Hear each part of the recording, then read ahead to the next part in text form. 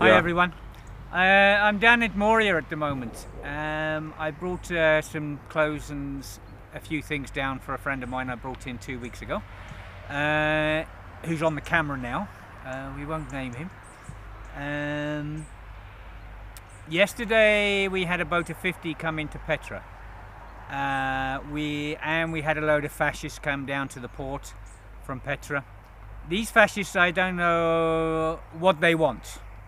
These are suffering people coming out of war zones and coming from different places. Um, there was NGOs down there trying to help. There was volunteers down there trying to help, and these fascists decided they're going to abuse the volunteers and everything else. This, what do these fascists want? I don't know. These fascists have. Some of them have businesses and that. For them to threaten tourists and them to threaten volunteers helping vulnerable people, and these volunteers have done a lot of good, believe me. They've rescued a lot of people, and if it wasn't for these volunteers, the beaches would be full of dead bodies, completely full of dead bodies, and you would have no bloody tourists anyway. So these fascists come down, they want the volunteers to go away. If the volunteers go away and Erdogan opens the coast again, Petra and Molivos and all that area is going to be full of bodies. Do you think you're going to get tourists come to swim in your seas? I don't think so. So these NGOs and volunteers, and a lot of volunteers are Greek volunteers, saving people's lives and stuff. So, to go down there and abuse people that are helping suffering people is wrong. And a lot of these fascists have businesses, and we know who your businesses are. If you don't want foreigners in your businesses, if you don't want tourists to come to your businesses, then let us know. I can arrange that. We can tell them to go somewhere else and hire their cars from somewhere else and use the restaurants and everything else from people, the good people. So these fascists have to think what you want, really, because you're destroying the businesses for all the good people in Petra and Molivos, you few people. Okay, that's enough of that for now. I have my friend here now, and I'd like him to say a few things about Moria. He's down in Moria camp. So I will, just speak. Just tell me what Moria is like. Okay, thank you. I would say that I would start by saying that my name is Felix, and I would say that Moria camp is not a good place to be in at all for anyone. Not for me, not for anyone in Moria camp, because it's more like, I think even a prison is better than Moria, because I take this. Go on, you carry on. I'm not going to film you. So. Okay, go on. Because in Moria we haven't got hot water, and it's extremely cold in Moria camp. For me, it's not even about me. It's about the kids that are in Moria camp. When I see them bath with cold water in the morning, the parents struggling for for hot water, and some people stay for 1 week without bathing because they can't help bathing with the cold water, and it's been terrible. That's all I can just say. It's been terrible. I've never lived a life like this in my whole life. If it wasn't for the crisis in my country where I come from, I would rather go back. But the thing is, it's very bad where I come from, and that's why I had no option than to just adapt to this life. But honestly speaking, it's a very terrible life that we are living here in Moria camp for everyone, for the Syrians, for the Africans, for everyone here. It's really bad. The food is bad. The everything is just bad. And last night it actually snowed, and we have to actually wake up in the middle of the night, and because we can't sleep under the snow. I mean the weather like that, and that's it. It's been, I don't just know. I don't know. It's bad. It's very bad. People are getting cold here. People are getting pneumonia, or people are getting sick here because of the weather, because there's no hot water, there's no good toilets, and so many things. There's no good water to drink. The water, when you drink the water here, you get sick.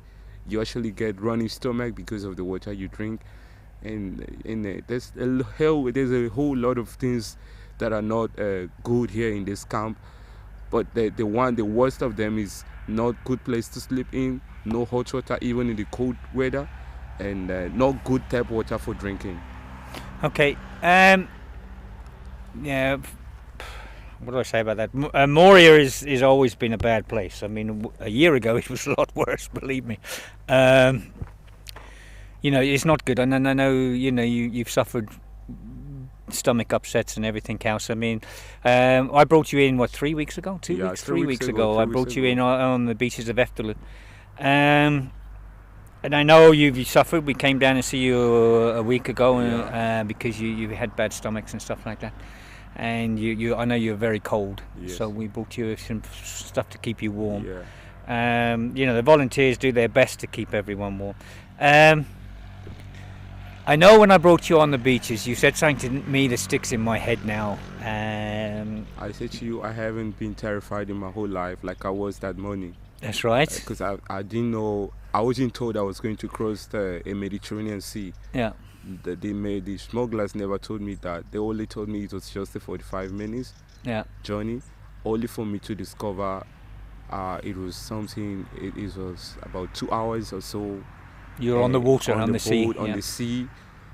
You came in a rubber dinghy, didn't you? And with we did, 60 other people. We were about 50 60 something people in a balloon boat. It was horrible. It was very, very horrible. And then I don't just know how we managed to pass through that sea, because the sea was very troubling as well. But we managed to cross the sea, and that's it. Everybody in the boat. Some people got their leg twisted because there were a lot of, the boat was actually meant for 30 people, but we were squeezed in there. Yeah. And kids got their wrists broken. And when we actually arrived, there were lots of nurses, volunteer nurses and doctors who were trying to. Yeah, all the teams were there when you came in. Yeah. That's how I actually got to meet you there. And because you guys, your team were actually there very early. I think that was about 4:30 to 4:30. You came in. 4:30 a.m. And you and we were soaked. Literally everybody in the boat was soaked because of the waves of the water. And you guys got us some cold, some hot stuff, help us to make fire to keep ourselves warm, and we had to change our shoes and socks so that we can keep warm. So it was, and I told you, I remember, when we came down from the water, I kept staring at the sea, and I couldn't believe I know. That's what stuck in my brain. I was just saying, did I actually cross this sea? Yeah. Was this, because I've heard a lot about this sea, that lots of people die in that sea, but I wasn't told that the sea I was going to cross was the same sea that about 4,000 or so had already died in this year. But I was told it was a different sea, only to find myself in this same sea that has killed so many people. Yeah. So I when I came out, I was horrified. I was really dramatized, and then I was in a shock. I was shocked because it's so bad. That really stuck in my brain. You just said to me that you'd never been so frightened in all your life, and you daren't move in the boat. You didn't want to move at all, or you just sat there being frightened. And I remember I told you this would be the last time. You said you would never do it again. I would actually take this kind of risk in my life. I thank God I managed to take this one, but I don't think I would want to venture into this kind of adventure again, because it's not a good one for me at all. Okay, right. I wish you all the best for the future. I know you're going to try and make your way to Athens, and we try to get a lawyer to help you in Athens. Thank you very much. I really wish you the best, and I know we'll be friends for the rest of our lives. I should think. That's so. True. Of course. Yeah. Okay, Thank you very much. Okay, that's it. I brought him in 3 weeks ago, and I remember him standing on the beaches, and the fear in his face was unbelievable. And anyway, I've just brought him some clothes down tomorrow. We had a cup of coffee together, and I got to make my way back, so I have to leave him here. But there's a lot of people here suffering, and we do need a lot of help, and we still need a lot of winter clothes and stuff. And medical stuff. It's an essential. This isn't over with yet, and Erdogan has promised to open up the borders again. So, okay, we'll see what happens. All the best, everyone. Bye.